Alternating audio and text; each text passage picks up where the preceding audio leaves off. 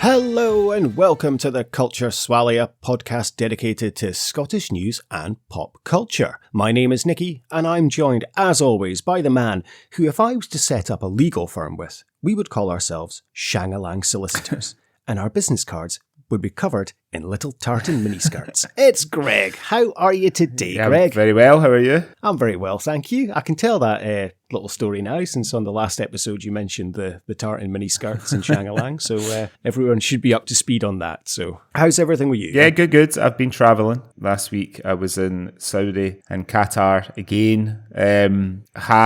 Almost had a nervous breakdown in the airport in Riyadh because... I've been to Qatar a few times in the last few weeks, and you have to go onto this website and upload a copy of your vaccination record and your hotel voucher, bizarrely.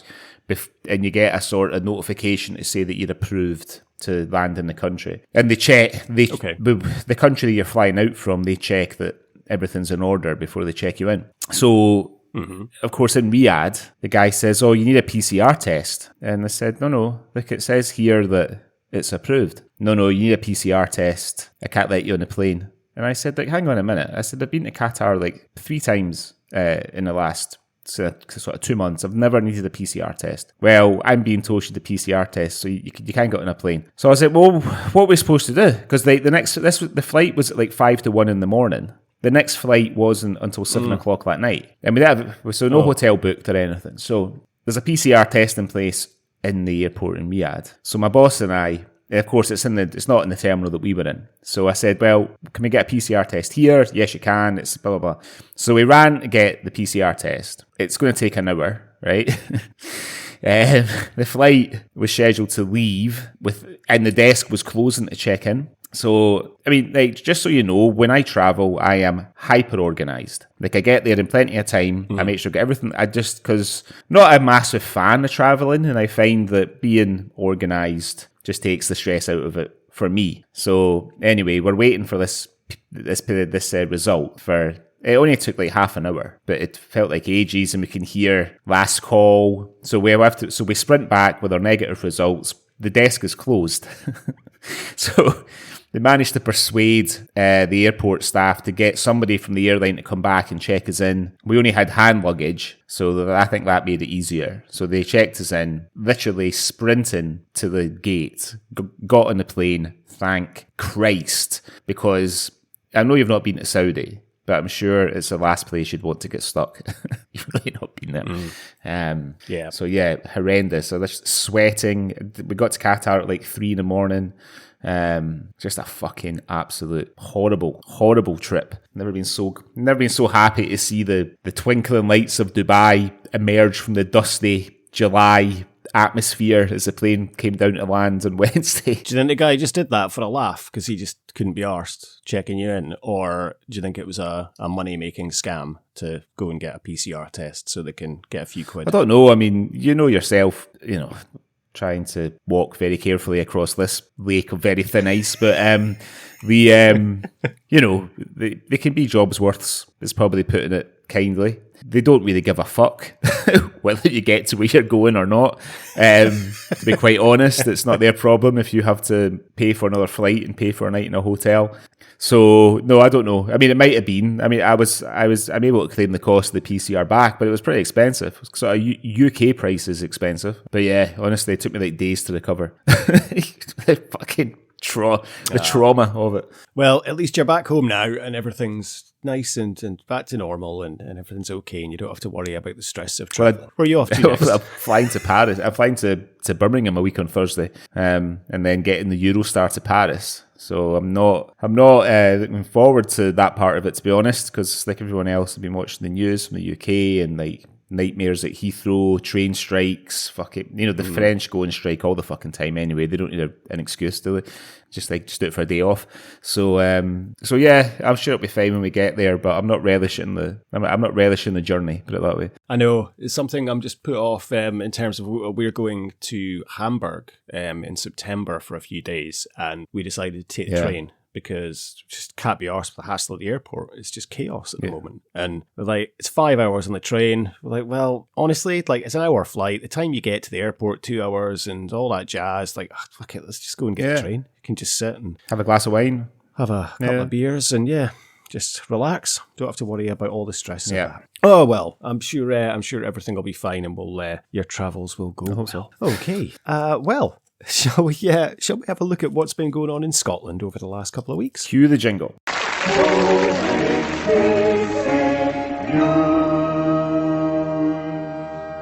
Hello, this is the Outer Hebrides Broadcasting Corporation, and here is what's been going on in the news. Okay, Greg, why don't you tell us what your first story is this week of what's been happening in Scotland? Okay, so this story comes from the Scottish Sun on the 12th of July, so it's last week. The headline reads, "GoldenEye, Scots jewellery shop worker caught stealing £2,000 worth of jewellery from the store after boss spotted missing items in her Instagram pics." This is Taylor Thompson from Edinburgh. She raised suspicions after an internal stock audit at Fraser Hart Jewellery in Edinburgh. The city centre found that several items were missing from their inventory in February of this year. The manager, Emma Davidson, scoured her employees' social media for clues of the missing items after establishing that the items may have been stolen by a member of staff. Emma called the police, who later cautioned and charged Thompson after she discovered the shop worker wearing similar-looking items to the missing stock in her selfies. Thompson, who now works as a makeup artist for Harrods, maybe not for long, appeared in the dock at Edinburgh Sheriff Court last Friday, where she admitted that she had stolen items from the jewellers. The goods were stolen between June and October 2021 while Thompson was employed at the Princes Street shop. During her 4-month crime spree, she took a £1,250 stainless steel Swiss watch, a £155 silver bracelet, a pair of 9-carat yellow hoop gold earrings, and a £300 white gold diamond necklace. The Fiscal Deputy Duncan Mackenzie told the court, between the 14th of February and the 18th of February 2022, an audit was conducted for stock inventory. 11 items could not be accounted for. Upon checking all the usual places where the stock was kept, it was concluded that the items had likely been stolen by a member of staff. The store manager, Witness Davidson, began checking photographs and social media accounts, and it was noted that the accused was wearing some of the property that was suspected to have been stolen. This was reported to the police. On the 9th of June, officers attended Harrods Beauty, where the accused is currently employed. She was cautioned regarding the theft. I bet she's not employed there anymore. Officers noted that she was wearing a watch that was similar to the one that had been reported stolen, and the accused removed it. She said that her dad had bought it for her. It was a stainless steel watch worth £1,250, which was seized by officers. With the consent of the accused, officers carried out searches at her flat and her parents' address in Haddington. At her flat in Edinburgh, she initially directed officers to a bedroom which was not occupied by her. She then broke down and said that she had been extremely foolish and had in fact stolen the watch she had given to the officers earlier. The accused admitted stealing further items of property, including the stuff that I mentioned already. Another item was not recovered. It was a white gold diamond necklace. The accused stated that it had been broken on a night out and was no longer in her possession. Her defence lawyer told the court that the watch was the first item she had stolen, but it had initially been by accident. He said she tried the watch on because she was looking to purchase something like it, but she had forgotten that she was wearing it and then left the store. After she became aware of it, she chose not to return it. To her shame, she realised how easy it was and thereafter completed the theft of 3 more items. She is remorseful and has made full admissions. She pled guilty at the earliest opportunity. The earliest opportunity? I'm not sure. And will now have a criminal record for theft, which will cause her difficulty going forward in life. The sheriff, Alison Sterling, questioned whether any of the items could be resold if they'd already been worn by Thompson, but this information was not available to the court at the time. She added, "I wouldn't want to pay for a watch that someone else had stolen and that someone else had been wearing." Sentencing Taylor, she said, due to the high value of the items that you stole and the breach of trust, I'm going to fine you £1,200. She was also ordered to pay a victim surcharge of £75. So there's a couple of pictures of Taylor there. She definitely fancies herself a bit. Did you see them on here on Instagram? I did, because funnily enough, I did see this news story. Hold on, let me get it up because I've got it in my news items. Scott's jewellery shop worker. Okay. Taylor, oh yes. Oh yeah. No. Yeah, I can see what you mean. She definitely fancies herself. Yeah. I'm glad someone does. 'Cause, it's a no for me. Now, we could give her the benefit of the doubt in a way. I can see how it could have been done in terms of her explanation of she put the watch on for something, forgot she had it on, went home, was like, oh, fuck. Oh, that was easy. Wonder what I can steal next. I can kind of believe that story in a way, but at least she, confessed that she then kept on stealing stuff. Quite stupid, though, to, I guess, be wearing it in her social media pictures, and quite identifiable in terms of the jewellery. The bosses are going to quite easily spot that. Yeah, I mean, yeah. I'm sort of deviating a bit here, but obviously there's a certain type of story that we tend to feature on the Swally. So I'm reading this off the Sun's website. So these are the 4 articles that are recommended for me on the Sun. Right, top of the list: hotel horror, Brit 40 dead, and girlfriend in hospital after bloody sex game gone wrong. And then the next one, tourist masseuse molested and recorded dozens, including teen in Gran Canaria. Why are these stories recommended for me? I don't even have an account on this. I don't. I'm not sure, Greg. Why is it sex stories abroad seem to be highly recommended to you? I'm not sure. Is there something you want to tell us? I think your search history needs to be checked there.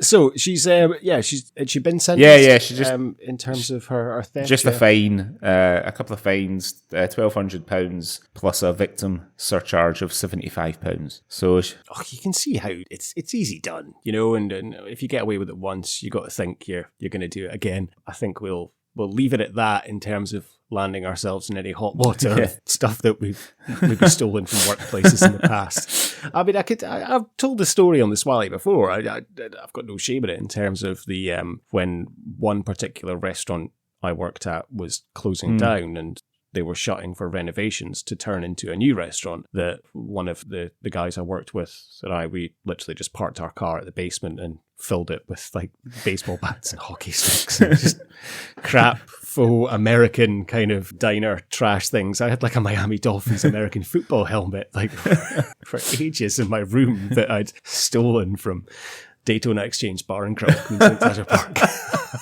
I don't think the brand exists anymore. I think it's lost to time. Yeah. So I don't think they would get me on that anyway. And then I know certainly when I worked at Blockbuster, another brand that doesn't exist, hey, I could go all out here.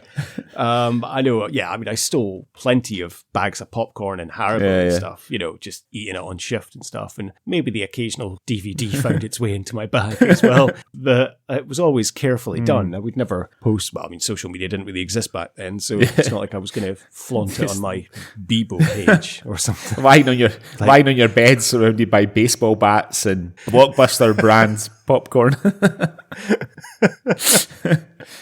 Well, it was just little perks that you would kind of do. But yeah, to steal jewelry and stuff from a jeweler's is that's quite epic, I suppose. You don't want to be doing that, and you don't want to be getting caught. I think the most famous example of this was after the riots in London. I want to say late 2000s, late 2000, early 2010s. There was riots after that guy was shot by the police in his car, and there was a lot of looting went on.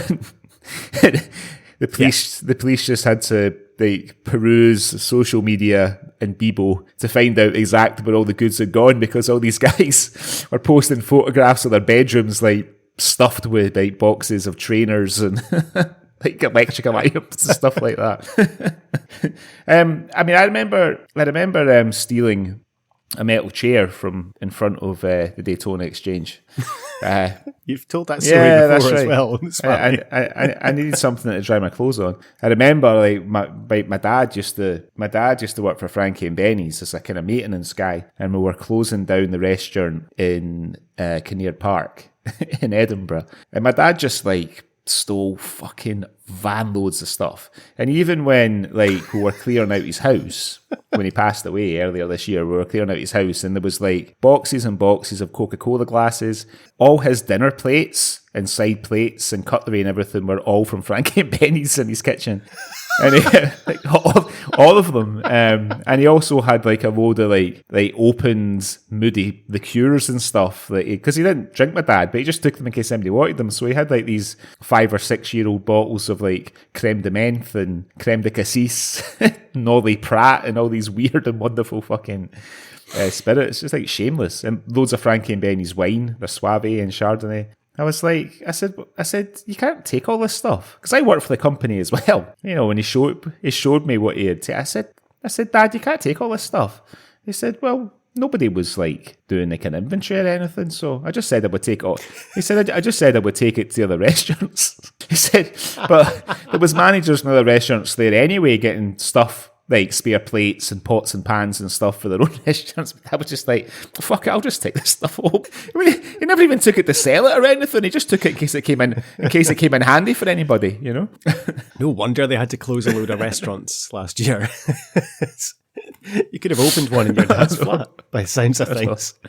I know. It's shameless. Anyway, that's... You have like a big jar of pasta sauce in his fridge or something as well. Well, that's unfortunate old Taylor Thompson from Edinburgh. What's your first story this week? Well, Greg, my first story is, of course, about pies.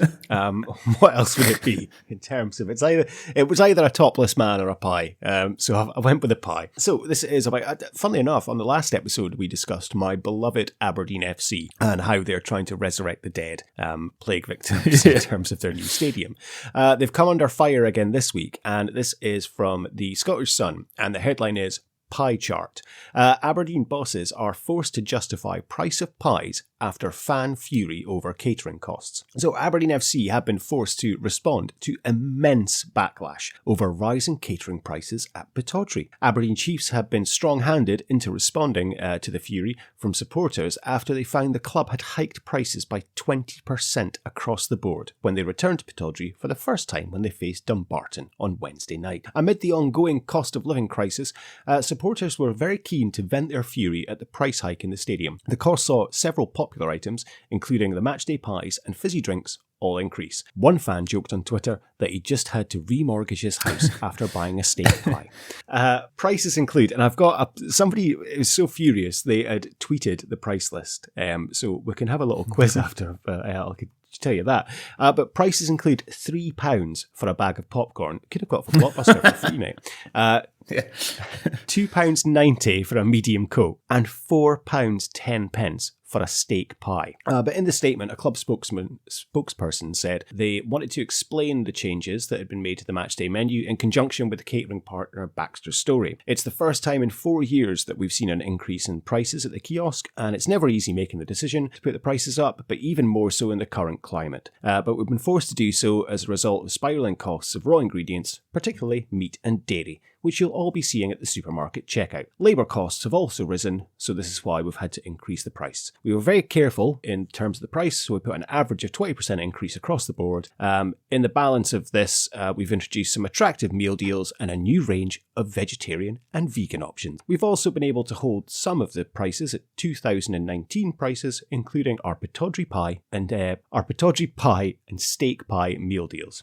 It's true that some of our products, like our Pittodrie pie and steak pies, could be sourced more cheaply, but we're committed to supporting local suppliers who in turn support local jobs and use quality ingredients. As with the fuel and supply chain costs increasing, hopefully they'll subside and we will pass along any savings by reducing our prices. Will you fuck?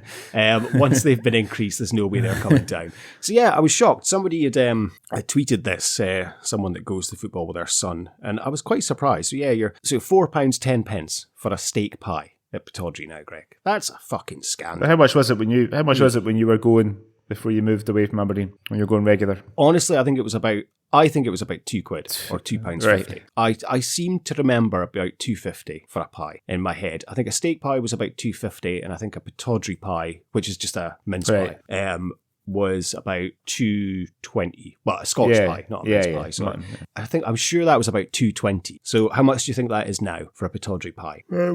About £4.10. Well, no, it's a steak pie is £4.10. A pataudry pie, it's only £3.50. Okay. That's a bargain. Okay. Yeah. You can get a macaroni pie for £3.30. Right. A hot dog is £4.50. What? And a veggie hot dog is £4.50. And if you want a burger, and somebody tweeted a photo of the burger that they got on Wednesday night, and it genuinely, I think I'd rather have a Rustler's burger than this fucking atrocity they got served. It cost them £5, and it literally looked like a cold, it looked grey, like a grey burger, literally just in a sesame seed bun, but like the top of the inside of the bun had all stuck to the burger as well. Like it was a congealed mess. Oh, it looked horrible. And they sent a photo of it to the club complaining. Hey. And the club did respond saying, oh, it looks like that might have been left in the broiler slightly too long. Really sorry about that. Here's a voucher for a free pie and a free Coke for your next visit. And I think the guy said, just fucking stick up your arse. I'm not fucking eating there again. Like, I don't want free food. I'm not eating there ever again. But then that leads to people, I saw people having a go at him and saying, well, why are you eating at the stadium anyway? And he's like, well, I just finished work and I had to come. That was my dinner. And ended up just throwing it in the bin. Now, for me, that was always one of the highlights of going to football, get a pie. I'd always get 2 pies. Yeah, it was always great. I remember when I took my wife to her first and last football match, when she said about getting a pie, I was like, yeah, can you get me 2, please? 2? Yeah, 2 pies. Yeah, one to eat. Have to have a couple of pataudry pies. One to eat, one to throw at Ian Durant. That's Ian Durant. Come on, man. Although we were playing Rangers, so yeah. But yeah, that's an absolute scandal, some of those prices. I mean, you're £2.60 for a Bovril. I mean, I tend to sort of think, like when I went to football, I never really ate. I would get something to drink, either cold or hot, depending on what time of the year it was. But also normally I would have had a couple of pints before I got into the stadium, you know what I mean? So I think everything's getting more expensive. I mean, Aberdeen's always been a pricey place in general compared to other parts of Scotland because of the oil money that's there. But yeah, £4.10 for £3.50 for a hot dog is a fucking scandal, Franco. It really is. Yeah. Yeah, it really is. Yeah. Absolutely. And yeah, as you say, and £4.10 for a steak pie, that's ridiculous. Like, I'm hoping it's Wagyu beef that's in there if you're fucking paying that price. But no, it's local suppliers only, so it's it'll be the finest Aberdeen Angus. I bet it's shite as well. But then someone else had tweeted a photo of this pie, and not from Aberdeen, but it's from Arbroath. And it's a steak and black pudding pie. Nice. And I have to say, Greg, it looks absolutely delectable. It does indeed. And that's £2.20 for that. Fucking. So get yourself down to Arbroath for a steak and black pudding pie for £2.20. It's almost enough to turn this vegetarian back into a meat eater. Okay, Greg, what else have you seen this week that you'd like to tell us about on the Swally? People who listen to us regularly will know that very occasionally we like to take a break from stories about people masturbating in public and general antisocial behaviour and report on something positive. So I read this story on the BBC News website this week, and it's quite an amazing story. So I thought I would read it.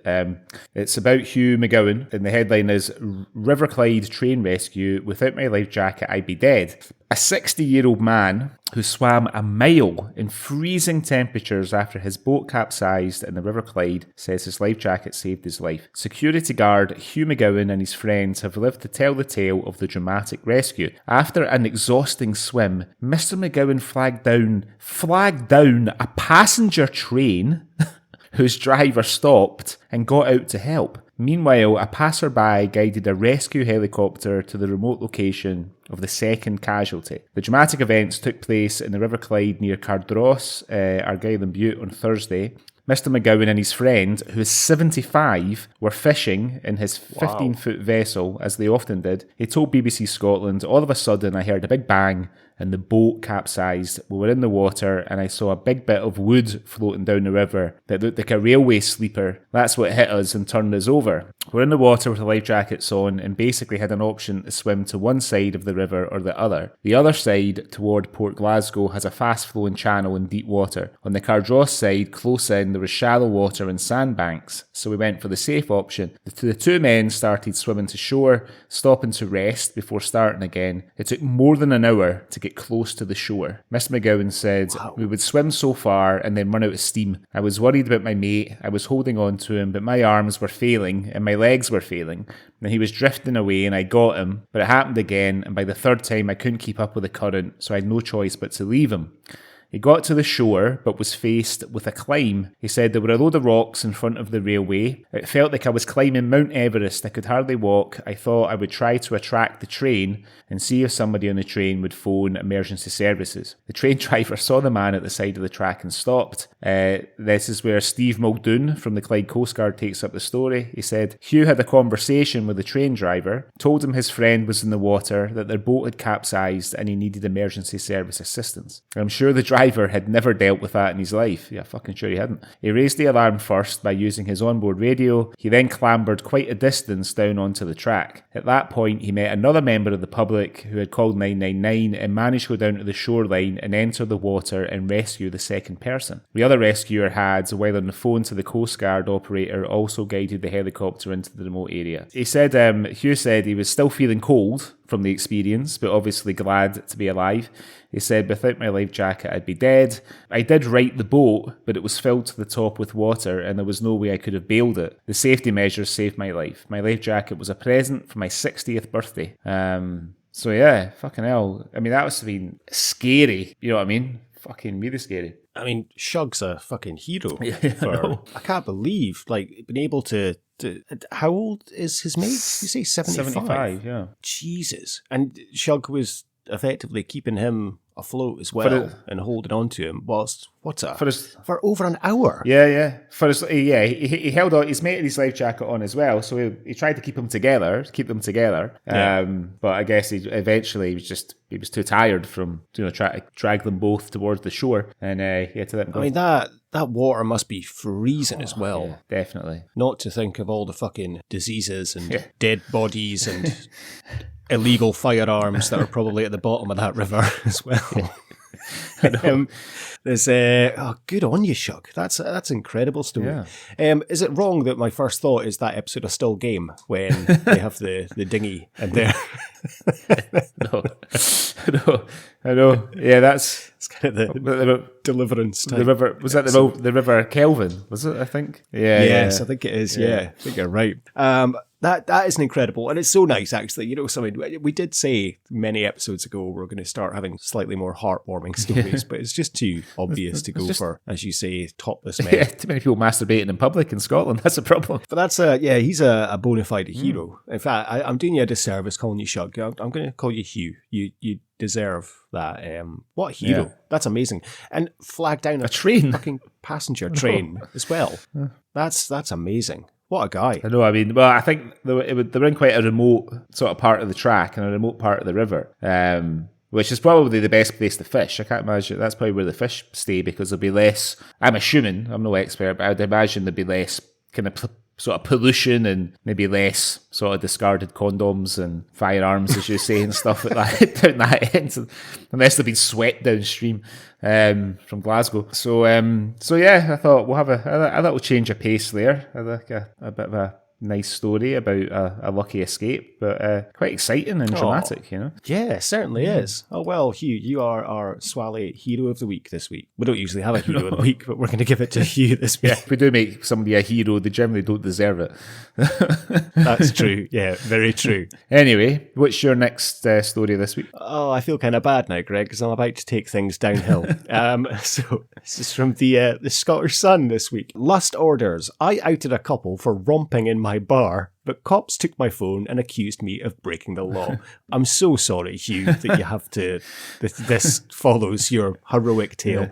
We should have put you on last. Anyway, this is from the Scottish Sun this week. A shocked bar boss outed a couple for romping in her pub, but cops seized her phone and warned her that she could be the one in hot water. Michelle Ward, 52, was horrified when the pair enjoyed a steamy clinch and lap dance in full view of other punters. The raunchy action was captured on CCTV, so she shared the footage online in the hope of getting the names to pass to police. But officers turned up to quiz her and warned her that she may have broken the law by posting the steamy clip on social media. They confiscated her mobile phone and told her that she might be hit with criminal charges. Michelle, who runs Number 44 Bar and Hotel in Stonehaven, Aberdeenshire, said, "I'm shocked. I've done nothing wrong. I was very concerned that these two idiots might have wrecked my family-friendly business, so I wanted to draw attention to them. What, by posting a porno on the fucking social media? All I was trying to do was make it clear that this kind of behaviour is not going to be tolerated. But now I'm being told that I might have committed a crime. I'm extremely worried about this." The bloke and... this is the fucking... the bloke and the woman arrived at the popular venue on Sunday night along with his mum. It was busy because the town's folk festival was in full swing. When the guy's mother slipped away from the table, the woman clambered onto the guy's lap for a one-on-one dance. He had his top off, as you do. It's Stonehaven, so it doesn't surprise me. And she was wearing a flimsy dress, so it looks like they're naked in the clip, as she grinds on top of him. I have seen this video, and yeah, she does look like she's naked, I'll be honest. Michelle said it was right in the middle of service, and they were surrounded by customers. Everyone just got up and left as soon as it started. They told the bar staff what they were doing, and they were thrown out. Right, so fine. It's solved then, isn't it? Michelle, who's ran the venue since 2009, feared that the pair could have trashed her business. It didn't last any longer than a couple of minutes. But we've had a very difficult time over the last couple of years. The last thing we need is the plague. But the second to last thing we need is... The last thing we need is these idiots carrying on like this. They could have wrecked our reputation. Now, this is the bit I don't understand with this story. There's more to this than meets the eye. Michelle said that the man came in to say sorry the following day. She revealed he was very apologetic. I was happy with the apology and would probably have left it at that. But then the police came to me. I've no idea what's going to happen next. Well, you're probably going to get done for distributing pornography on websites, I think. Michelle apologised to her regulars, but has had a flood of support, and they've told her she has nothing to say sorry for. She said it's very comforting to get that. Business here is seasonal, and we rely on locals when the tourists are gone.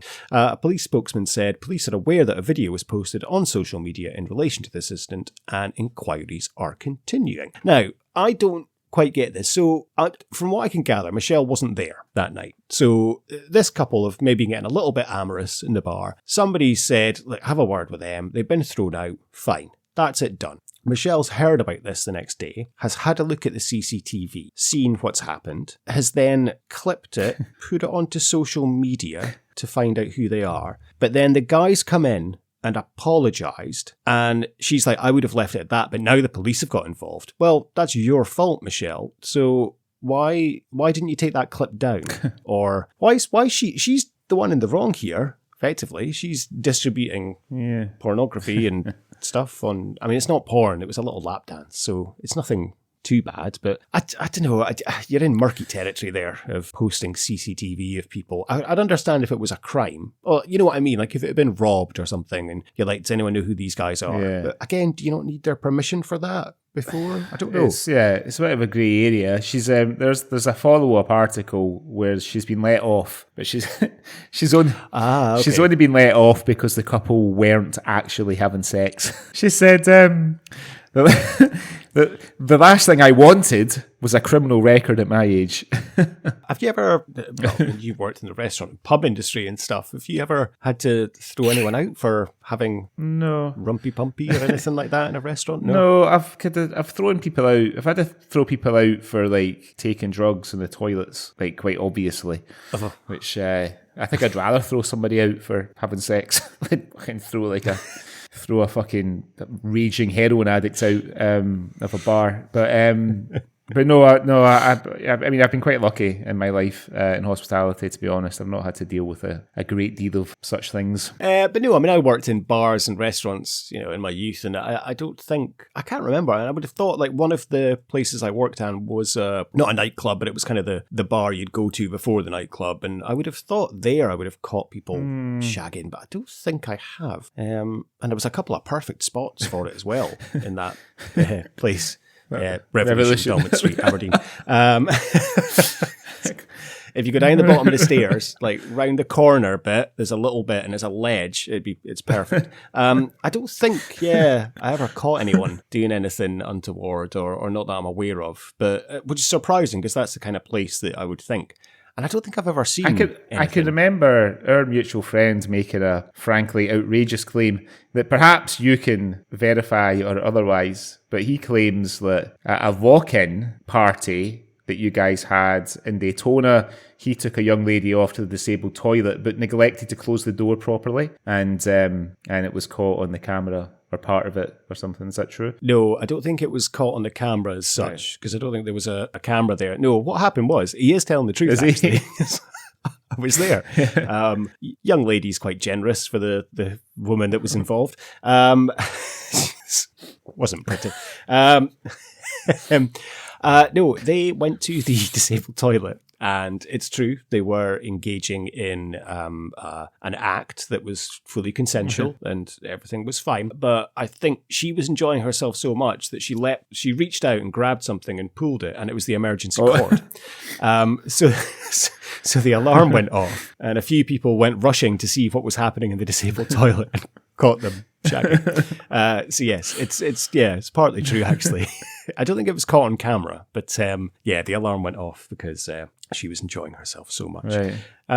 That's true. That's probably the only time, but that was a lock-in, so it wasn't didn't count, I guess. But certainly nothing. That was before camera phones, so if they had existed, then we would have definitely taken photos, and they would have been all over Facebook the next day. Oh dear, we're so lucky to have. Lucky to have gone through our youth and the days before surveillance, personal surveillance. Yeah, I could not imagine being a youngster nowadays. I'd imagine like our friend who used to loiter outside Little John's. His photos would be all over the internet in terms of diners taking photos of him. He'd have been arrested halfway up Backwind nowadays. In terms of that's not a euphemism. Definitely sounds the name of the street. Yeah, definitely sounds like one, but we can promise you it's not. Well, like I never had any more stories, but I just saw this one, and I just saw it like right now. I just know that you are going to get a kick out of it. So the headline is Tavtat, Rangers fan gets hilarious James Taverna Scottish Cup tattoo with 6 fingers, and fans can't handle it. So this guy's got a picture of James Taverna lifting the Scottish Cup. It's got too many fingers on his left hand. He's got it on his leg. That's wonderful. So sorry to correct. I think it's Tavernier. Oh, sorry, how it's pronounced. Sorry, Rangers fans. So he's holding up a trophy and he's got 6 fingers in one hand. Has anyone checked? Maybe he does have 6 fingers. It's his right hand, so like you can see his thumb just at the top, and then 5 fingers. It says he was the man who lifted Rangers' long-awaited 55th top-flight title and helped end Scotland's 10-in-a-row celebrations a year early in 2021 season under Steven Gerrard. Last season, he added the Scottish Cup trophy to the trophy cabinet. Blah, blah, blah. It was also, blah, blah, blah. It's an incredible achievement considering his right back position, and one fan is showing his appreciation by getting a huge, that is fucking huge, tattoo of him on his thigh. The Tav tat shows the Englishman when he lifted the Scottish Cup trophy at Hampden in May. Can't fault him for effort, but some fans can't believe how far he's gone to hail the 30-year-old club legend. That's hilarious. 6 fingers, 6. I bet he gets the absolute piss ripped out of him in the dressing room next season. I'm looking at the photo of it now. I mean, first of all, it is a fucking horrendous tattoo. Like, even at the best times, It doesn't look like him. It looks like, I can't think who it it looks like, but it does look like someone. It almost kind of looks a bit like Freddy Krueger with hair. Yeah. Or, I don't know, it'll come to me. Be Billy D. Williams. It looks like an old photograph of Little Richard. That's who it is.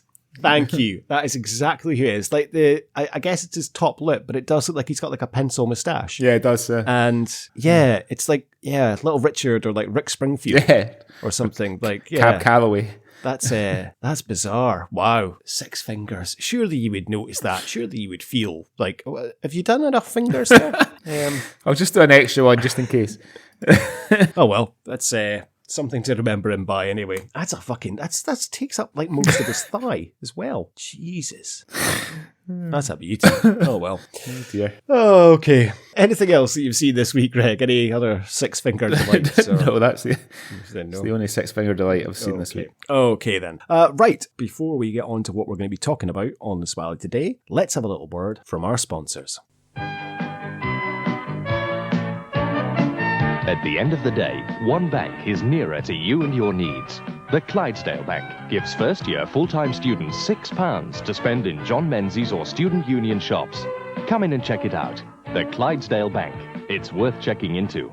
Okay, Greg, so it was your choice this week, so why don't you tell us what we're going to be talking about on the Swally today? I've got a bit of a confession. I wasn't 100% prepared last time. So I did just kind of go. I did sort of shoot from the hip a little bit. But I enjoyed the first series of this show so much when we covered it the last year, and I've been trying to find time to watch the second series. So I'm glad that I was a bit underprepared last time, but I chose the second series of BBC Scotland's phenomenal kind of, what do you call it, crime drama / comedy / mostly drama, Guilt. So this second series came out last year in 2021, filmed during the height of the pandemic. Mark Bonnar comes back as Max. Jamie Sives comes back, but not until the last episode, as his brother Jake, and the superb Emun Elliot is back as Teddy. Bill Patterson not back as Roy Lynch, which I did find a bit jarring, if I'm honest. But I sort of warmed up to Stuart Bowman as it went on. What did you think of that?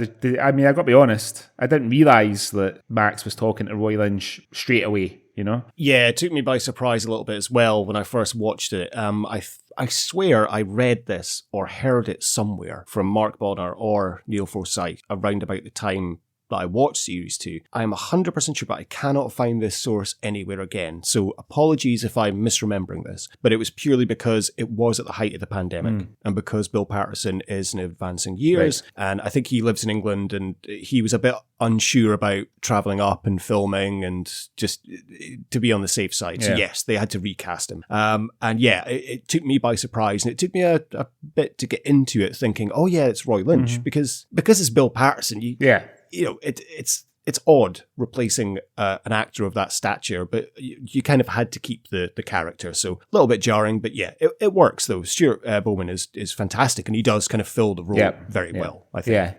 And written by one of our favourites, Neil Forsyth, who is the writer and creator of the show. Famously, the writer of one of our favourite things that we've covered in the Swally, Bob Servant, as well, and did us what the young kids would call a solid when we did our Bob Servant episode by retweeting and getting us a lot of downloads. So thank you, Neil, for that. So quite a different, I think, the sort of setup of the first series is quite straightforward. And if anybody's listening who's not seen the first series, basically Max and Jake, they hit an old man in their car driving back from a wedding. Max is not driving because he's had a drink. Jake is driving because he's not had a drink, but unfortunately he's neither insured nor sober because he'd smoked a couple of joints at the wedding. And the first series is about them trying to cover up the fact that they've accidentally killed this old man. This second series, there's a lot more going on in terms of the plot, and I found it a little harder to sort of keep up with everything that was going on until all the sort of threads of the story come together in the last episode. Well, how did you feel about this second series? Well, I should obviously say as well, in case you haven't watched this, then we are going to be spoiling this quite a lot because it is quite a recent thing. Second series. And funnily enough, I listened back to our episode on Series 1, Gil, and I said at the end, I can't wait. I'm going to literally go and watch Series 2 after recording this because I didn't want to watch it straight away to cloud my kind of memory of Series 1 sort of thing. And I did. That evening, my wife and I started Series 2 and we watched it over the course of the couple of evenings. So we'd watched it very close to Series 1, if that makes sense, like a week apart.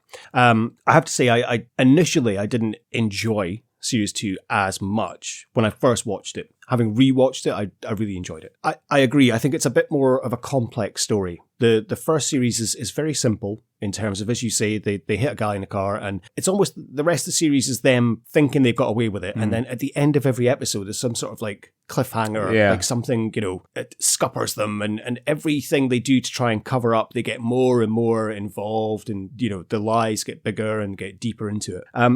I felt that this series, there wasn't really so much of that. There wasn't like a cliffhanger at every episode. I think maybe episode 3. And that was something they did so well. I went back and I read all of the press that they did before this series came out. And everything that they released, it said, unfortunately, Jamie Sives is not back this series. So it was a genuine surprise when Jake comes out at the end of the third. And I was surprised, and I'm sure you were as well, because you're thinking, it's better, I miss Jake and Max, and it wasn't until the first few minutes of episode 4 that I clicked. I was like, that's what this has been missing. Yeah. It's Jake and Max and the interaction and the banter and just even the little dialogue they have there about you just come winging in, to save the fucking day. And when Jake says, they told me you got hit by a bus. And Max, who gets hit by a fucking bus? The little interaction between the two and the banter. And you're like, this is what's been missing. What is this? What did they tell you it was, Jake?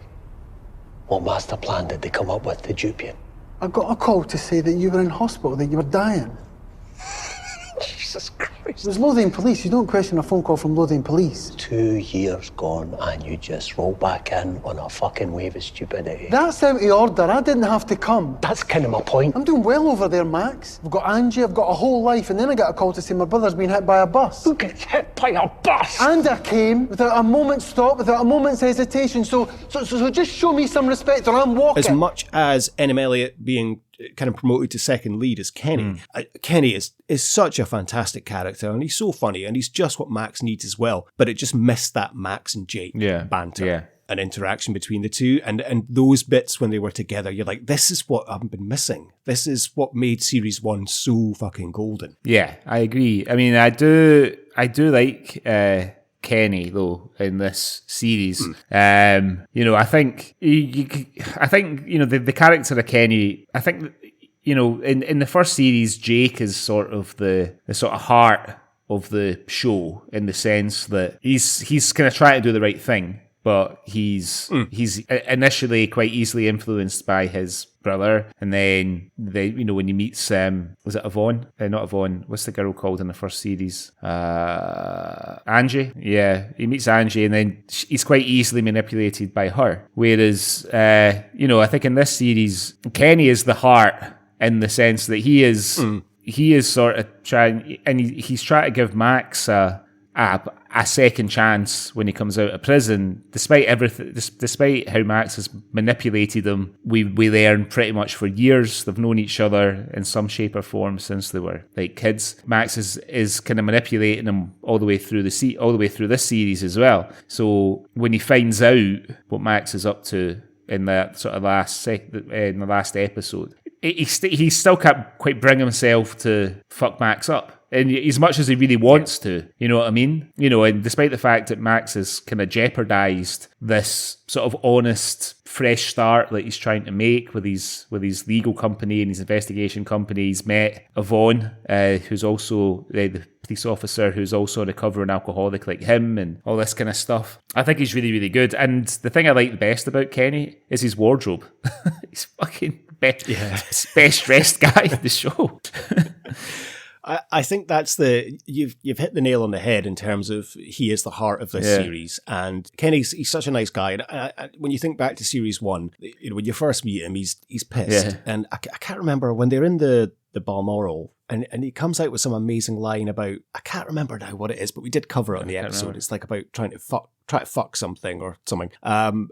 But then he gets sober and he becomes, this private investigator that he knows he can be. And in this series, he's great. He's just so switched on. And as you say, you really feel for him. And he's got some absolute belting lines in terms of, the business cards with the owls and stuff. And it's just, and the fact that he's called his law firm Burns Investigates. And when Max asks him, and he goes, we've had the odd misunderstanding. It's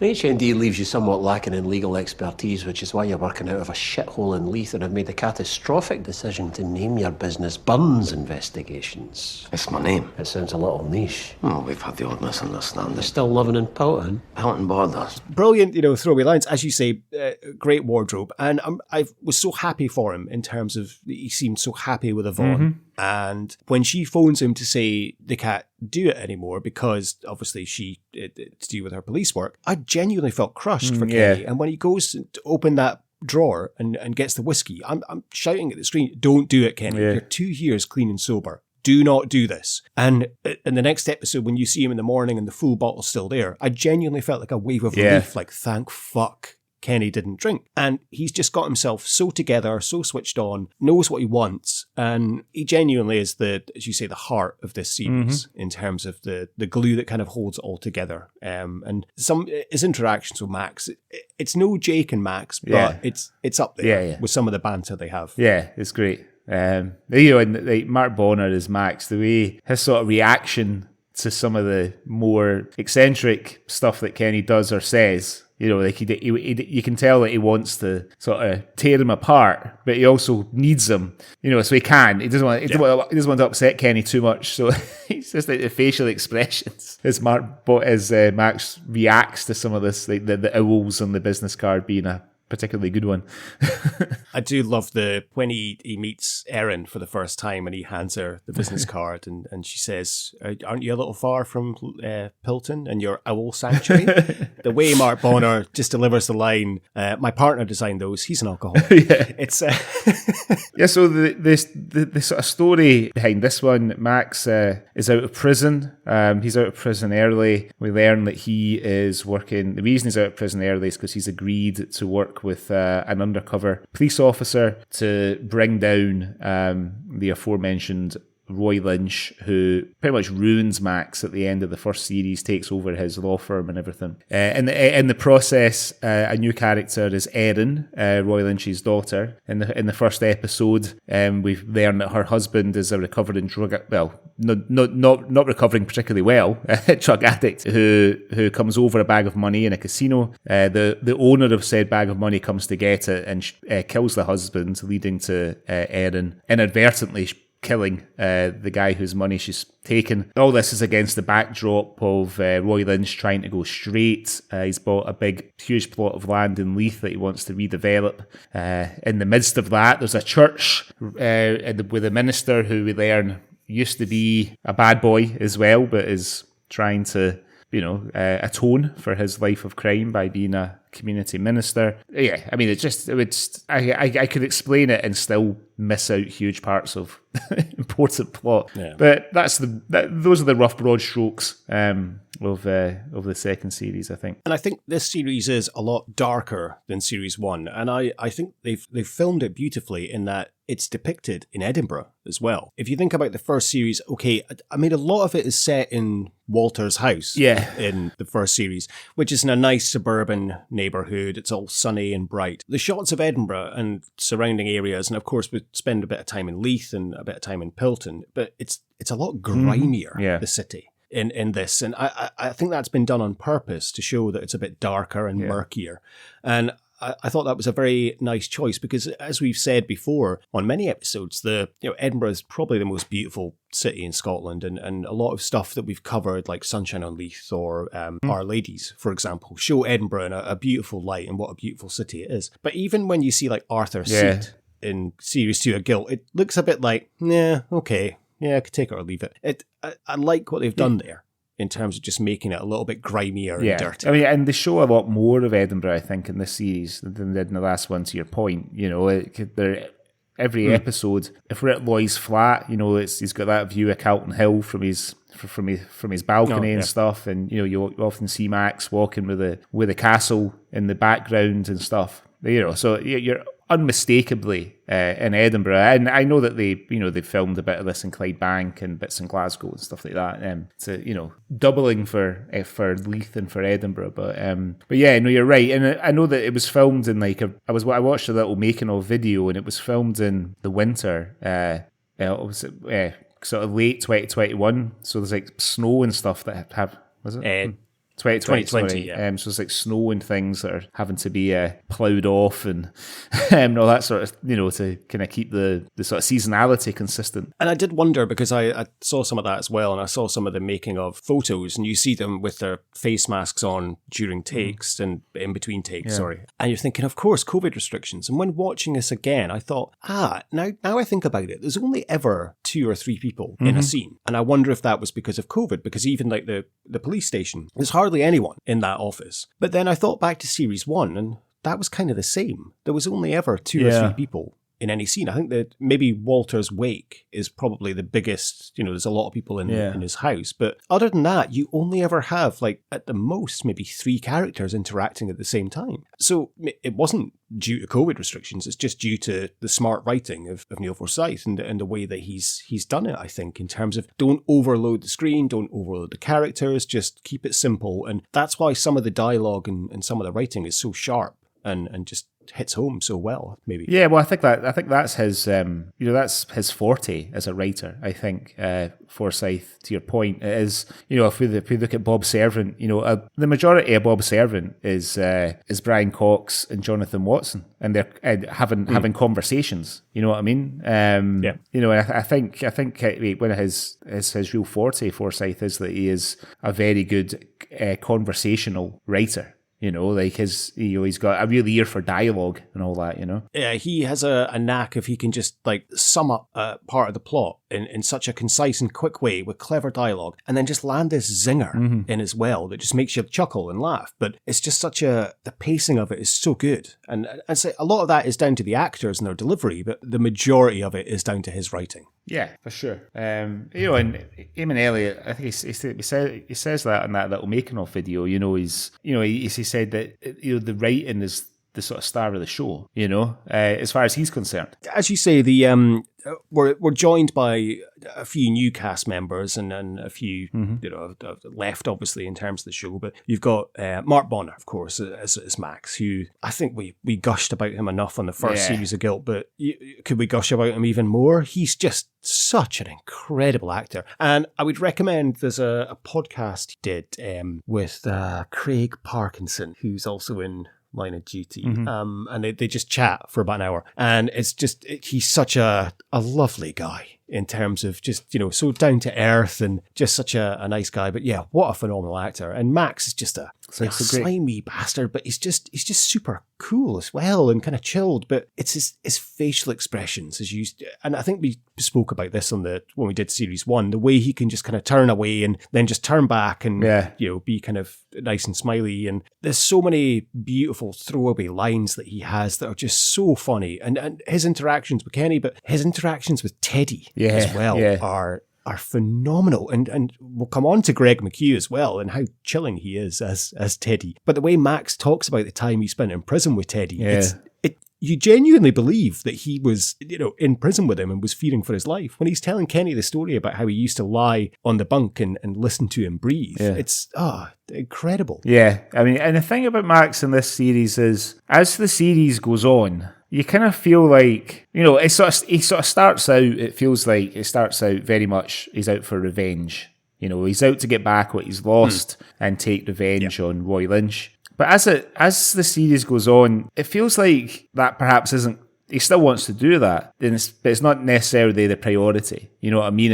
You feel like he does want to do the right thing. You know, he has that conversation with Kenny in the office before Kenny discovers the memory cards and stuff, the USB sticks and stuff in his drawer. And you sort of feel like, you know, that he does actually, as much as Kenny fucking gets on his tits or whatever, you know, it's like he's sort of come to a realization that Kenny is actually trying to give him a chance, even though it's not, it's well below him in his own mind, that little office that they have and stuff, that he does want to do the right thing. He wants to do the right thing by Erin. He's actively trying to protect Erin from Teddy, because it was Teddy's brother that Erin shot in the house. You know, so while Roy Lynch thinks that he's trying to use Erin to get to him, you know, he's not really, because they're very much in it together. You know, he's made it clear that there's no relationship with her going forward to her, but he still wants to protect her from Teddy. You know what I mean? Yeah. And all that. And even when Teddy first comes into the office and he says to Kenny, we just can't get involved here. You know what I mean? Because, you know, we can't get involved. This guy's dangerous, etc. I think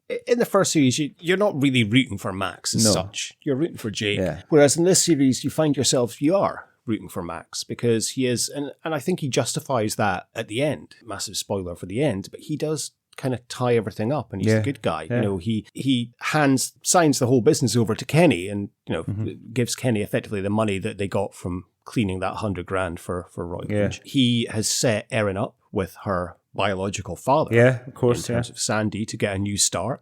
He has effectively got Maggie arrested for the murder, and he's delivered Roy Lynch to Teddy, and we don't know what's going to happen there, but I don't think it's going to be pretty for Roy, and Roy accepts that, and he's off to Chicago to see Jake. It works out beautifully in the end for Max. He's tied up all the loose ends. He's done the right thing, and I think he kind of becomes the hero at the end, and you're so glad, because I say in this series you are rooting for him. You are hoping that he does well. Yeah, definitely. And then Phyllis Logan, I know that you were a big fan of Lovejoy. You enjoy seeing? Yeah. Nice to see her. I did, yes, I am. I was a big fan of Lovejoy. So yeah, it was so nice to see her in this. Obviously looking a little bit older than the days when I used to quite fancy her when I was a young boy. But yeah, still great. And she's a fantastic character. And it's maybe the way it unfolds in terms of the first episode, you meet her and you think she's just this poor woman in a care home and not quite sure. And then it unravels. It's Roy Lynch's wife, Erin's mother. And as the episodes develop, you kind of realize she's the kind of mastermind. Yeah. She's the evil one behind, you know, Roy's trying to go straight and stuff and maybe do the right thing, but she's the one that's the evil, sadistic bitch. And she's the power in that couple. Yeah, but is she evil? I wonder, because we learn that Roy has been in a children's home as a youngster, and he's been abused, and it's something that's haunted him. And she has killed this guy for Roy. Because she's seen how he's not been able to sleep. You know, the whole affair thing with Sandy and stuff was a bit of a surprise. I didn't see that coming, to be honest. But, there's a sort of feeling that she's definitely the most ruthless of her and Roy. It transpires, as that character evolves, to your point, from this seemingly vulnerable old lady in a care home so she evolves into this, actually, she's not that vulnerable, and she's quite agile, and she's very frightening, And I think her character, you're right, actually, because she obviously killed Albert for her husband because he'd been abused by him. And then the only other kind of crime, and she doesn't commit it, is the guy that's going around selling like dodgy real estate in the care home to the elderly people. And she obviously has him done for. She's obviously very clever, because at the end when she's arrested, she does say, "Can you get my pills, son? Dementia. It's terrible. I don't know what they'll make of it in court." Yeah. Her character is kind of summed up for me at the very start of episode 4, and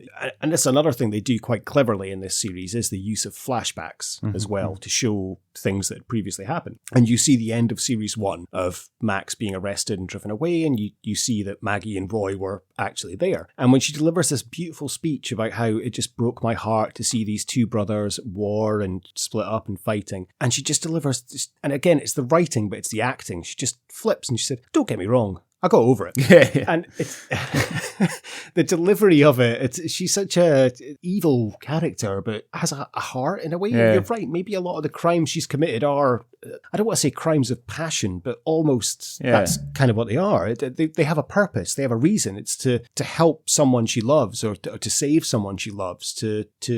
That's why she's done it, or has ordered someone to do it. Yeah. Yeah. Who else is new in this series? So we see a bit more of Stevie, the police officer, in this series. He's managed to get himself promoted. We learn that Yvonne, played by Rochelle Neal, she was his former partner, kind of police partner, and he's kind of fucked her over, and she's not helped herself either because she's been struggling with alcoholism and stuff, and that's how she comes to meet Kenny.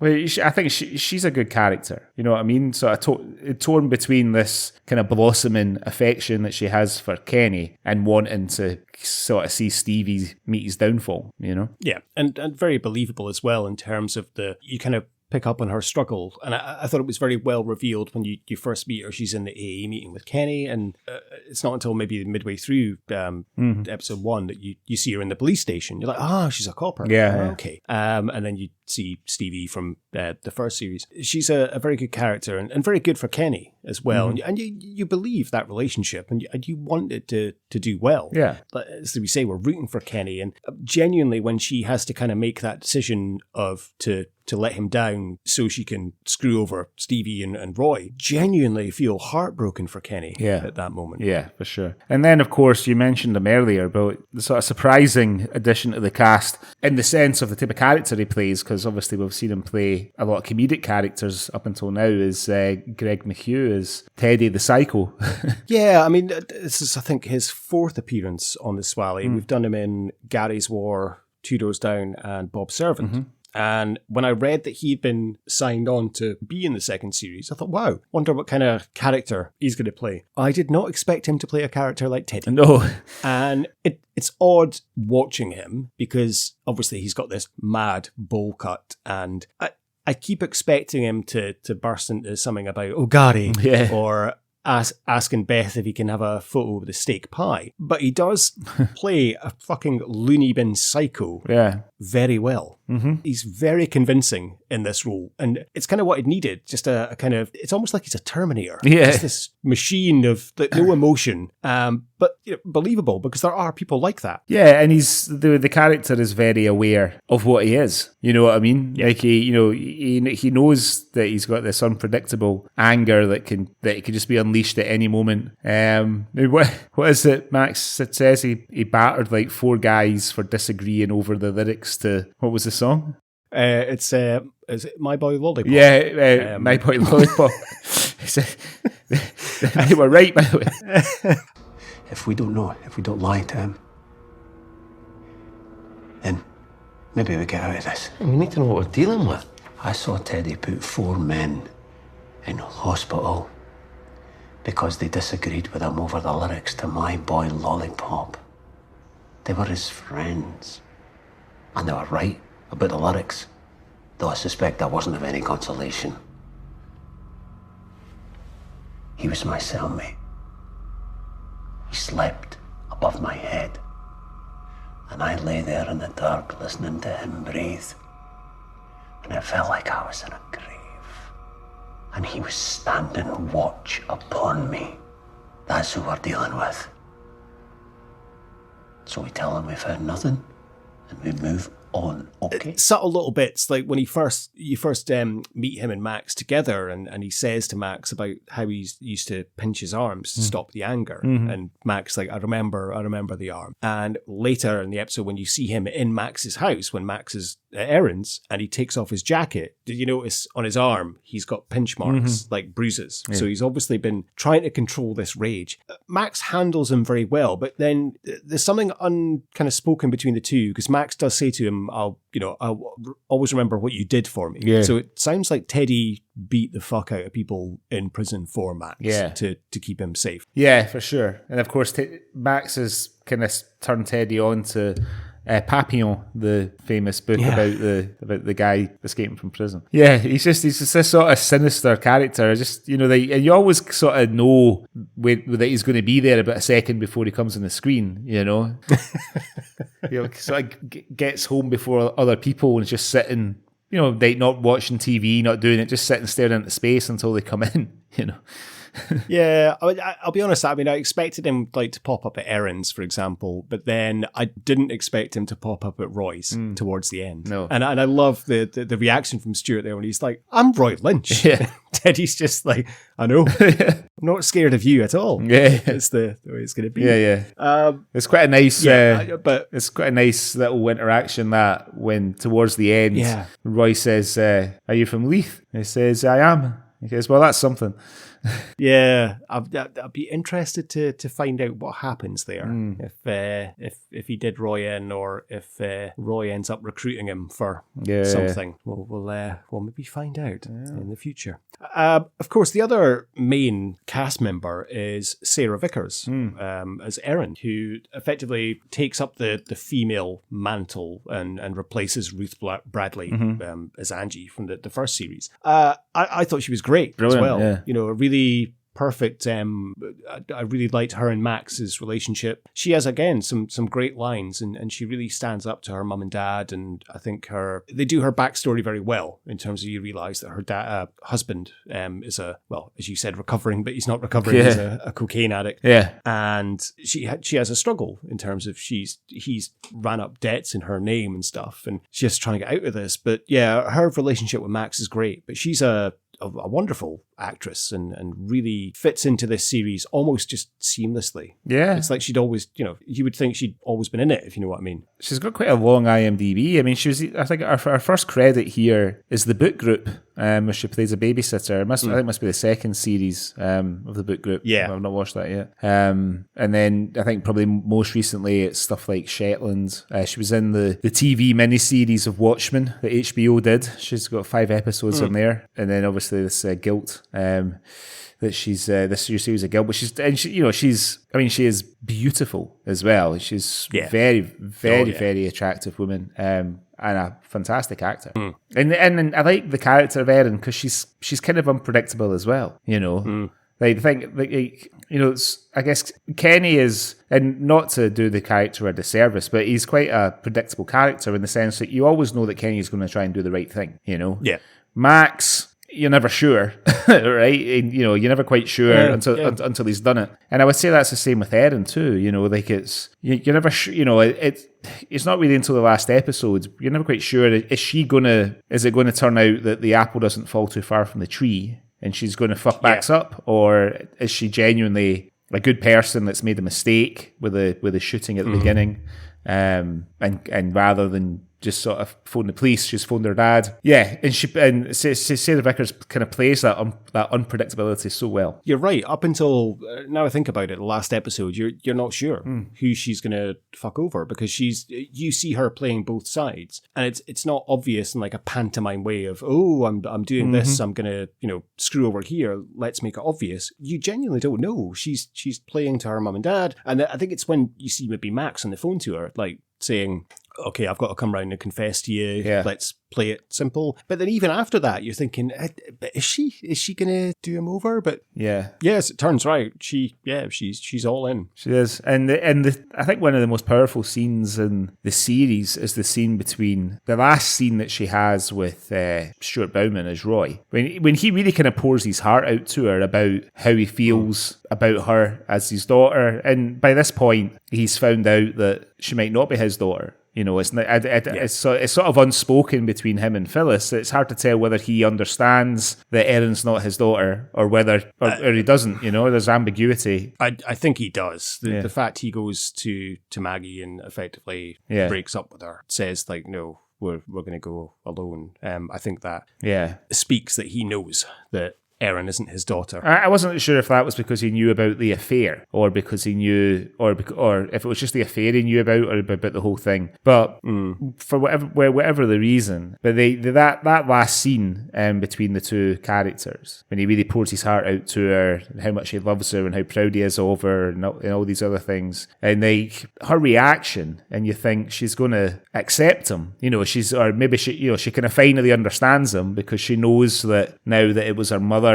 that committed the murder, that she saw the sort of aftermath of when she was a young woman. She knows it's her mother that's been pulling some of these strings in the background, etc. And you think, like, she does look like she's going to sort of go to him and reconcile with him, and then she just, her whole sort of expression kind of changes in a second. She's like, "Bye, Dad," and she just leaves. She just sort of leaves him there with everything hanging out, Why does Roy Lynch love Westerns so much? I mean, he does explain it, but I've never been a big fan of Westerns. No, me neither. My father was a big fan of like the classics, sort of John Wayne and the Clint Eastwood ones and stuff. I mean, there's one or two that I like, but I'm with you. I'm not a big Western fan. The kind of scene you just described, and I think that's what kind of makes Neil Forsyth's writing in this so perfect in the way it's done. That you can have quite a heavy scene.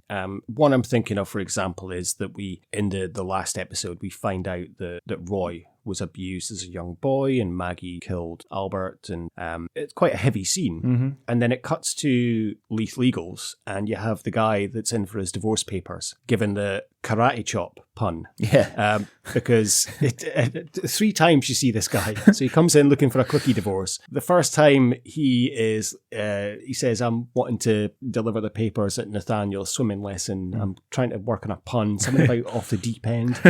And then the last time we see him, it's Nathaniel's karate lesson. So I just want to say something like, "You're for the chop." And then I'm going to shake the sensei's hand and walk out. but he's just a brilliant comic character, but it's not out of place at all in this show. You perfectly believe it. I mean, I would go as far to say it's not out of place in Scotland. I mean, you meet these sort of kind of gentle, eccentric types of people every day, that just they have these kind of funny kind of foibles that clearly Neil Forsyth has met a few in his time, I have to say, so over the last week, I've watched Halloween Kills, I've watched Stranger Things, like the new, in fact, these last episodes that came out, my daughter and I watched them, and I watched Guilt Season 2. And of the 3, the only one that had a satisfying ending was Guilt, if I'm honest. I thought the ending of Halloween Kills was absolute fucking dog shit, because the whole but then it's set up for the next one, Halloween Ends. I get that, but the whole thing I always liked about Halloween was that like Michael Myers he's not like Jason Voorhees and like he gets resurrected every film. He's a normal guy who manages to escape or whatever. And I liked how they worked that into the beginning of Halloween Kills, that he managed to escape the fire at the end of the first one. Sorry, spoilers if you've not seen it. But in this one, at the end of this one, again, spoilers, he gets absolutely fucking malkied. Everybody, the whole town is like stabbed him, shot him, burnt him, and then you got Jamie Lee Curtis coming up with this mince about how he's this supernatural thing that gets stronger with every fucking murder that he does. I was just like, oh, fuck off. Come on, Yeah, Stranger Things, again, that's setting up for the 5th season. But I thought that was supposed to be the last season. I thought this was the final one. No. Right. 2 years' time. All right. 2 years' time is the final season. Right, fair enough then. That's okay. Well, maybe I've been a bit hard on Stranger Things then, because if I thought that was supposed to be the last ever. No. Right, No, it's another series. Which will be the last one. Okay. And then similarly, they announced in May this year that there will be a Series 3 of Guilt. I saw that, which will be the last series. And Neil Forsyth said that he had always envisioned this as a trilogy. Yep. Now, with a lot of writers, you would read something like that, you'd be like, aye, right. Yeah. Because I think they were quite taken by surprise at how well Series 1 was received. Yeah. And rightly so. I mean, it's incredible. Mm-hmm. Series 2 is incredible as well. But I genuinely believe that Neil Forsyth did envisaged this as a trilogy. And I'm looking forward to seeing what's going to happen. All they've said is that Jake and Max are going to be back in Scotland. Yeah. So that's why I'm wondering if maybe Roy has struck a deal with Teddy and Teddy's now kind of his enforcer. Maybe. Or, do you know what I mean? Yeah. Because it's left open kind of, as you say, when Roy says to him, are you from Leith? Well, that's something. Mm-hmm. I wonder if something's been kind of struck there and that's going to Maybe be part of the third series. But I'm looking forward to that. But yes, a very satisfying ending. Now, obviously, I could spot it a mile away. That's Glasgow. That's not Chicago. When he walks into the bar. Maybe, I don't know, maybe to the unobserved eye, but I could spot it a mile away. Well, that's not Chicago. Well, Glasgow has been, we've spoken about it a couple of times, but it has been doubling for a lot of American cities over the last kind of couple of years with Indiana Jones, the new one filming there, Batgirl. Yeah. So it's been doubling as Gotham City. So yeah, I instantly recognisable as Glasgow. But yeah, so it does end satisfying. And it's quite nice. You kind of, when Max is on the phone to Erin. Yeah. How did she not recognise? Because surely it would have been international dialing tone. Evidently. When she phoned him. Yeah. Or so, yeah. Caller she ID. didn't seem to realise. Yeah. She's just like, you're not here. No, I'm in Chicago. Yes, just about poetic license. Nice. And I guess it allowed the director to do that fucking great reveal, because he's sort of shooting Max from below with just the sky behind him, But then you say that, and there's little touches, same poetic license, but there's a point that I noticed, and I loved it, and it's something that I wonder if it was left in on purpose. And it's in episode 4. Kenny goes to the AA meeting, and you can see he's having a crisis of conscience about what he's doing to Max and stuff. And he leaves the meeting and he comes out and he takes his phone out of his pocket and he looks at it, and it's the upside down. And he's about to push it and he swivels it and then starts correcting. And you're like, right. I think a lot of films and stuff or TV shows, the director would be like, cut, could we do that again? Your phone was the wrong way around. Yeah. But it's just so, it's a perfectly natural thing to happen. Yeah. And it does happen. And I don't know, it leapt out at me for some reason of like, that's so great they kept that in. It makes it so much more realistic and believable. Yeah. I really enjoyed it.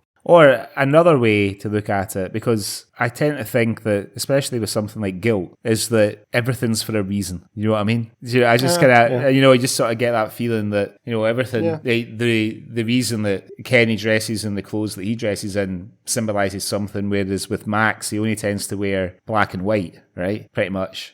Yeah, and all that, and all that sort of stuff. I wonder. I don't know. It just because it feels like such a cleverly realized and created program. I just sort of think, everything's done as a kind of metaphor for something that's coming later, or a symbolic of something else and stuff.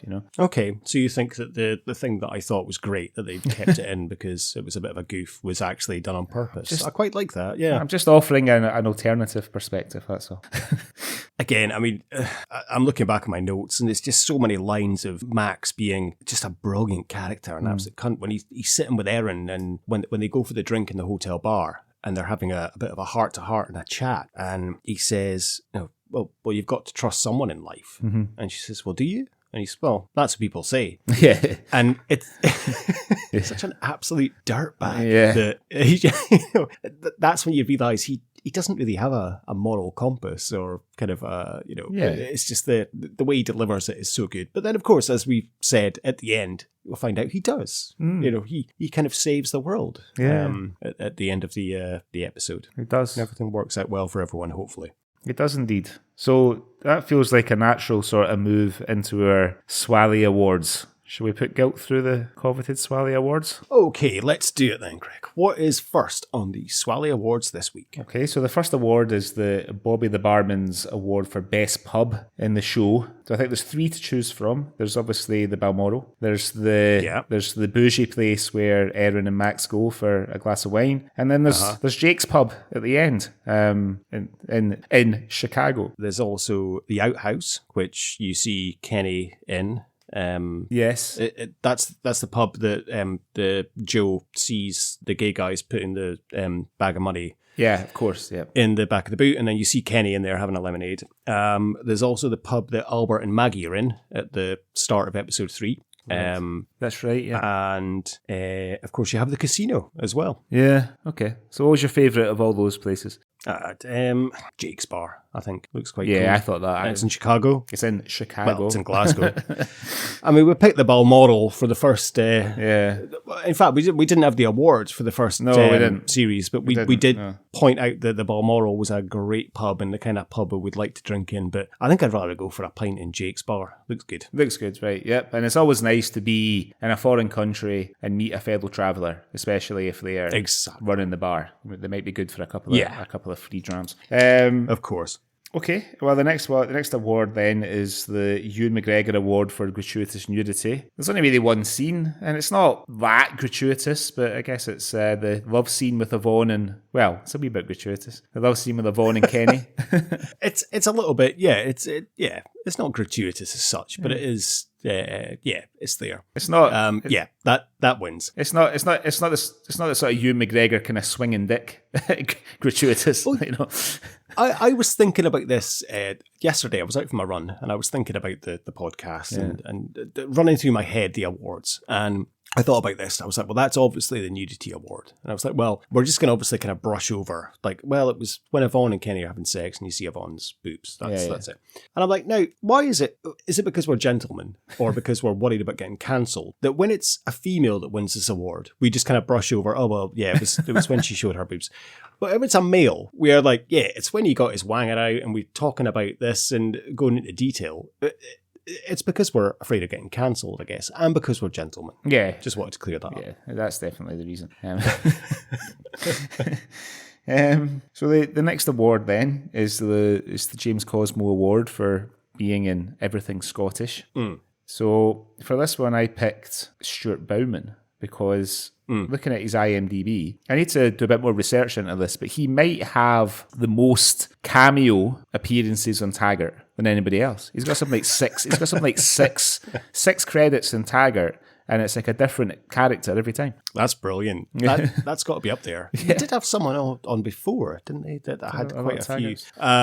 Yeah, that's great. He was my choice as well. Looking at IMDb, I think there's a few. Mark Bonnar has been in quite a lot of Scottish things in terms of Shetland and the Rig. I don't know when that's coming out. I can't wait to watch that, and we're going to have to cover that on the Swally as it comes out. But yeah, he's been in quite a few things in the past. But yeah, it has to be Stuart Bowman for me as well. I think he wins the award for just being in the most things. Scottish. Greg McHugh kind of as well. He's pushing on. Been a few. And of course, we haven't watched I know we watched Gary's War, but Gary Tank Commander, the series, Stuart Bowman plays kind of the main... The sergeant. That's Gary and his mates kind of have to answer to. And he's fantastic in it as well. So might have to do a series of Gary Tank Commander on the Swally later on. I think the only thing about Stuart Bowman and Guilt that I found a wee bit jarring, when I got over the fact that he was playing Roy Lynch, the Edinburgh accent and the way the voice goes up a wee bit, and that sort of thing. I don't know if he maybe leans into it a bit much. Maybe not. I don't know, but he's like the only character in it maybe that's got quite a broad. It's almost a kind of Fife accent, Yeah, I see what you mean there. Actually, do you think? Just to go on a side, but do you think Bill Patterson could have pulled off the role that Stuart Bowman pulled off in this series? I mean, he brings a different dynamic to it for sure. I don't know. There was something a bit more menacing about the way Bill Patterson played the character. I think because you didn't. I agree, and I think that it's partly down to his performance, but I think it's also partly down to you don't see the kind of private life of Roy Lynch. You know what I mean? Like you do in this second series. So I completely agree. I thought that too. I thought Bill Patterson was maybe a little bit more menacing, but I completely agree. It's because you don't see as much of him. Yeah. Whereas this series felt a lot more Roy Lynch heavy. But it's purely because you don't see his private life. I don't know. I thought Bowman was great in terms of his role, but I missed Patterson. Anything with Patterson's good in it. Yeah, for sure. Okay, so the next award is the Jake McQuillan Urtizu Award. I struggled with this one. Not a very violent series at all. I can't think, there's a bit when Max gets kind of arrested, and I think it's the third series when they pick him up on the street when he's walking back from errands, and that's but no one assaults him. He just kind of gets pulled into the van. It's Erin smacking Joe with a golf club in the start of the first episode. Yeah, right. Because she leathers him with that golf club and then shoots him. Yeah, but she smacks him with that golf club. That's a teazoot. The gunshot is accidental. Yeah, so I don't think that can be counted as a teazoot, but she means to fucking leather him with that golf club. Yeah, I mean, that's what I put. She could have just stayed in her hiding place and because it was obvious it was just there for the money, right? So she could have just let him take the money and walk out, and that would have been it. Yeah, true. True. But I don't know. I think if somebody hit me over the head with a golf club like that, I don't think I'd be getting back up again. Like, not for a long time. Yeah, don't know.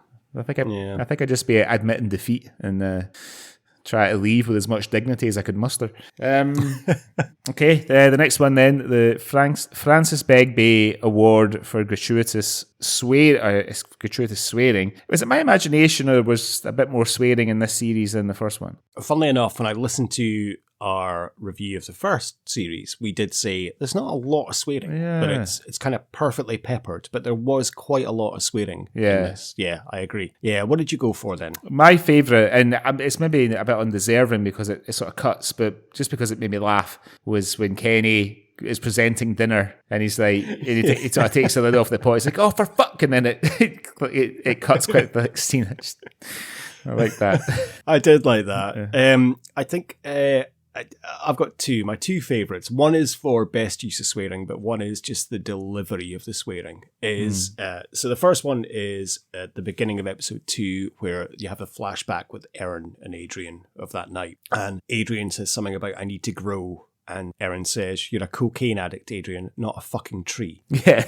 And I really like that. Yeah. But best use of swearing and best swearing is, I think it's in episode 3, where we have our guy getting a divorce in Leith Legals, and he's telling Kenny about the swimming lesson, how he's about to say off the deep end. And Max comes walking in, and it's just Mark Bonnar. He just looks away and he goes like, "Oh, fucking perfect." Yeah. And looks back, and it's just the delivery of that. It's just the delivery is so good. It's just it's Nathaniel's swimming lesson tonight.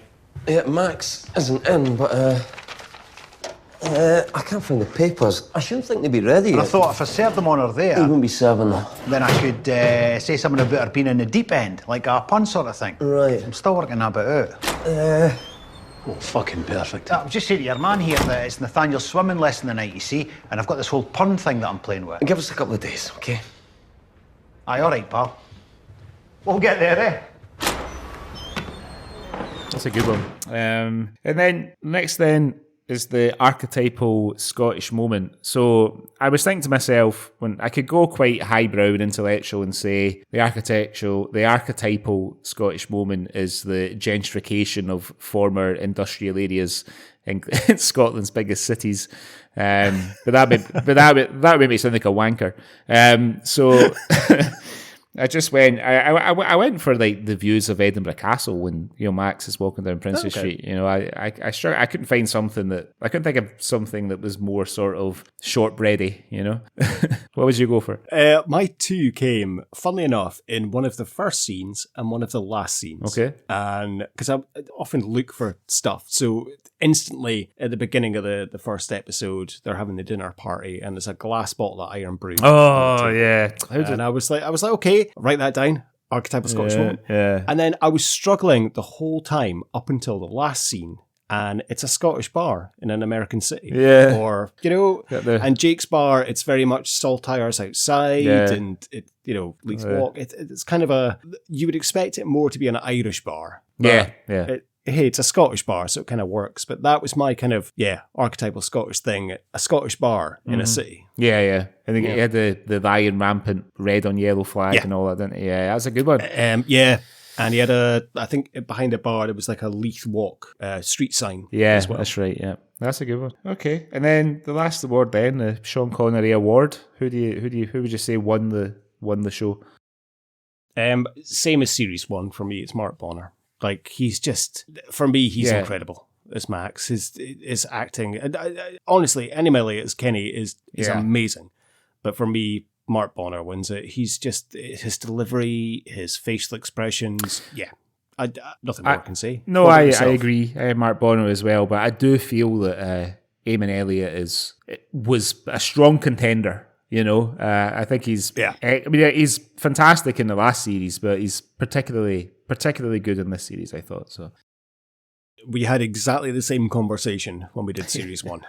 We said that he deserved it, but we had to give it to Mark Bonnar. Yeah. But it was so close, and it's the same with series 2. But yeah, as Kenny, he's brilliant. It's a shame he doesn't win the Swally Award. I'm sure he'd be devastated.